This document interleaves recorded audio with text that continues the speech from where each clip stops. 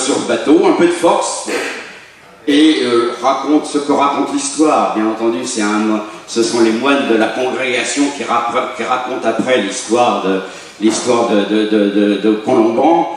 Et on raconte que Colomban et ses 12 moines irlandais ne veulent surtout pas retourner en Irlande, ce qui serait contraire à leur engagement d'exil pour Dieu pour toute la vie, pour toute la vie, et donc ils ne veulent pas retourner, et Saint-Colomban aurait suscité une tempête, c'est des choses qui arrivent sur nos côtes, et donc le bateau se serait échoué sur la côte du pays de Ré, là sur le Delestvere, et les moines décident de descendre du bateau. Le capitaine est en fait très content de se débarrasser un peu de ces moines encombrants. Il retourne vers l'Irlande, mais ce qui est certain, c'est que les moines, Saint-Colomban et ses moines se retrouvent sur la côte de l'estuaire du pays de Ré, et à partir de là, il va décider de rejoindre à l'île Dieu, la communauté donc de moines irlandais de Bangor qui existait depuis quelques années. Et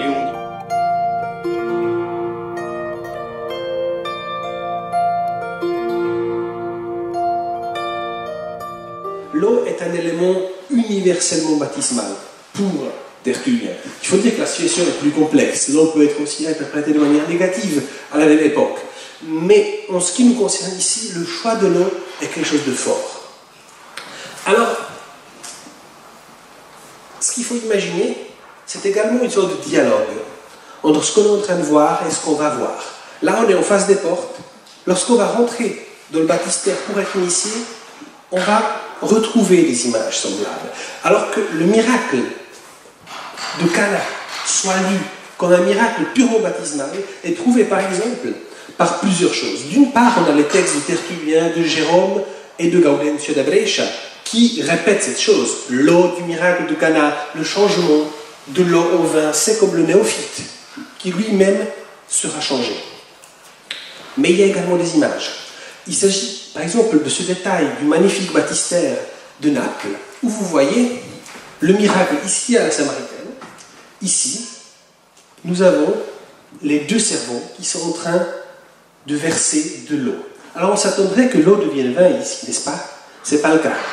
Vous voyez que les jarres pleines d'eau sont à tel point pleines que l'eau recommence à couler par terre, vous voyez?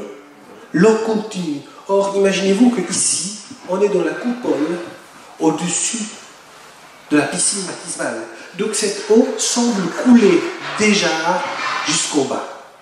On a donc une image qui en elle-même évoque le sens du baptême.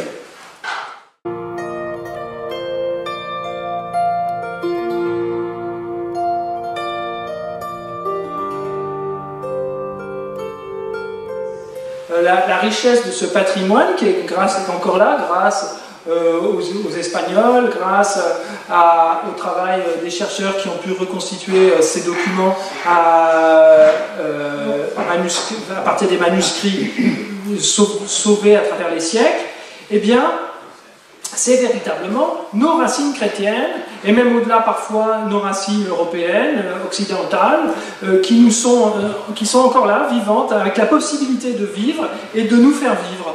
Et je crois que nous vivons une époque où on ne sait plus très bien qui on est, d'où nous venons, ce que nous sommes en tant que communauté humaine, et nous avons la chance parfois de pouvoir rencontrer encore des morceaux de ces racines et qui ont la possibilité encore de vivre en nous. Et je crois que c'est extrêmement important de s'en saisir et d'accepter d'être enrichis par nos propres racines au lieu d'être comme des fétus de paille bousculés au vent du monde moderne et consumériste.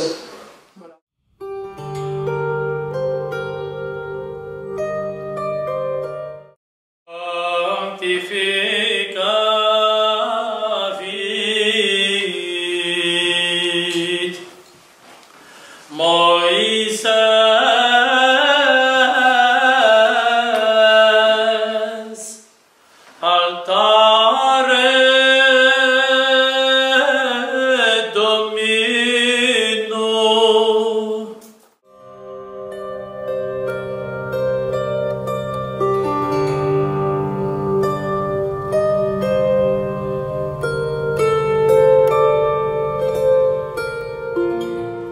veux dire ce soir, c'est que nous allons essayer de comprendre pourquoi notre Église a été restaurée il y a 150 ans. Parce que c'est bien de ça que nous sommes en train de fêter. Pourquoi, en 1866, il y a eu cette filiation apostolique. Pour ceux qui ne savent pas très bien de quoi il s'agit, j'en dirai deux mots. Mais pourquoi nous avons retrouvé une filiation apostolique et pourquoi aujourd'hui, 150 ans après, nous sommes à la fois les héritiers de nos pères celtes, de saint François d'Assise, et je vous dirai pourquoi, et aussi de saint Hugues du Hall. Pour cela, nous allons faire d'abord une prière à l'Esprit Saint, parce que c'est dans l'Esprit Saint, ensemble, dans cet esprit qui nous rassemble, que nous allons pouvoir cheminer dans un même esprit et un même cœur. Moi-même, j'ai besoin aussi de sentir que nous sommes dans cette unité et dans ce souci de percevoir à travers ce que j'espère, mon inspiration, nous allons essayer de vivre, parce qu'il s'agit de vivre quelque chose. Il ne s'agit pas d'apprendre, il s'agit de vivre ce soir quelque chose.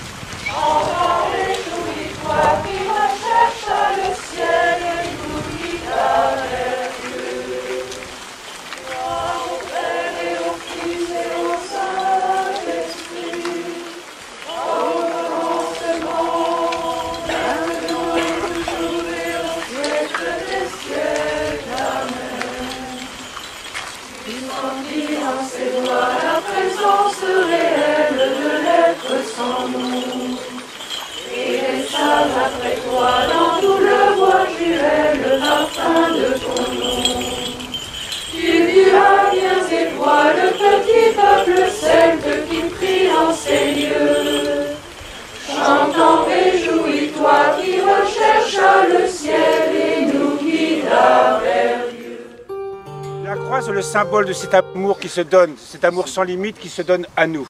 Alors elle est un grand symbole ici, juste à l'entrée du monastère. Et comme je vous parlais de la présence divine, ce lieu s'appelle aussi la Sainte Présence. C'est la plénitude de la présence divine qui est plantée au milieu du monde. Et comme je vous l'ai dit précédemment, plantée aussi dans notre cœur, comme un arbre verdoyant qui peut donner son fruit à chaque instant.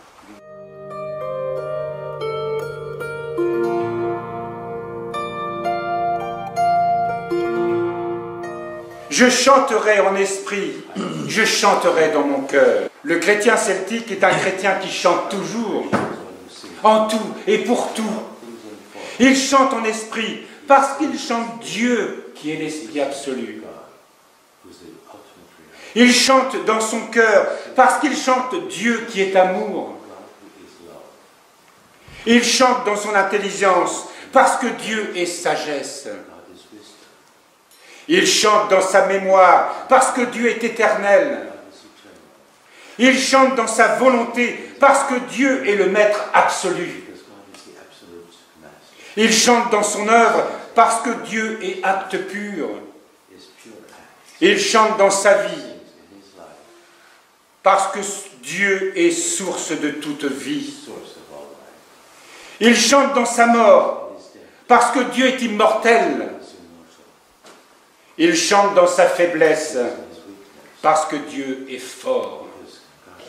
Il chante dans l'impossible parce que Dieu est toute puissance. Il chante dans la création parce que Dieu est le créateur. Il chante dans son péché parce que Dieu est sauveur. Il chante dans son corps parce que Dieu est esprit. Il chante dans sa chair parce que Dieu est l'être suprême. Il chante en toutes circonstances parce que Dieu est omniprésent. Il chante dans la peine parce que Dieu est le consolateur. Il chante dans la tristesse parce que Dieu est tendresse.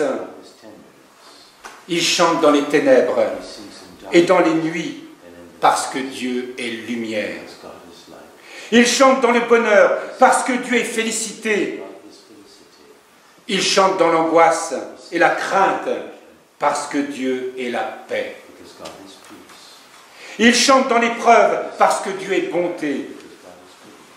Ils chantent dans les tribulations parce que Dieu est immuable. Ils chantent dans les bassesses et l'ignominie parce que Dieu est le Très-Haut. Ils chantent dans la persécution et la justice parce que Dieu est justice.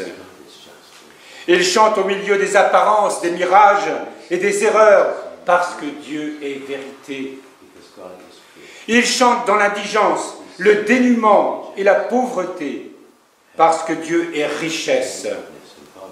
Ils chantent dans les abîmes, les profondeurs et les gouffres parce que Dieu est inaccessible. Ils chantent en tout, pour tous, toujours et partout, parce que Dieu est l'absolu. Que la grâce de notre Seigneur Jésus-Christ, l'amour de Dieu le Père et la communion du Saint-Esprit soient toujours avec vous. Et avec ton esprit. Élevons nos cœurs. Nous les élevons vers le Seigneur. Rendons grâce au Seigneur notre Dieu. Cela est digne et juste.